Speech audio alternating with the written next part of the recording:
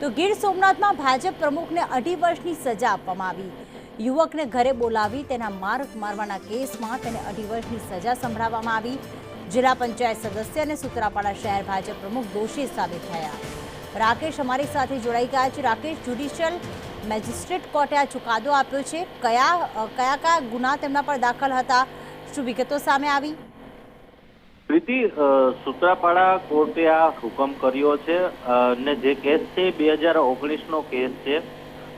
રાજુભાઈ રમણીકભાઈ સૂચક નામના એક વ્યક્તિને જિલ્લા પંચાયતના વર્તમાન સદસ્ય બાબુભાઈ પરમારે એક પ્રકરણે ઘરે બોલાવીને ઢીકાપાટનો માર માર્યો હતો અને તેની સાથે સુત્રાપાડા તાલુકા ભાજપના પ્રમુખ પ્રતાપભાઈ લક્ષ્મણભાઈ બામણિયા, જેઓ પણ આરોપી તરીકે છે, આ તમામ સામે ગુનો દાખલ થયો હતો અને પોલીસે ચાર્જશીટ ફાઇલ કરી હતી। કેસ ચાલી જતા જે બંને ભાજપના આગેવાનો સહિત 4 લોકો દોષિત ઠેર્યા હતા, એટલે કોર્ટે તમામને 2.5 વર્ષની કેદની સજા અને દંડની સજા ફટકારી છે।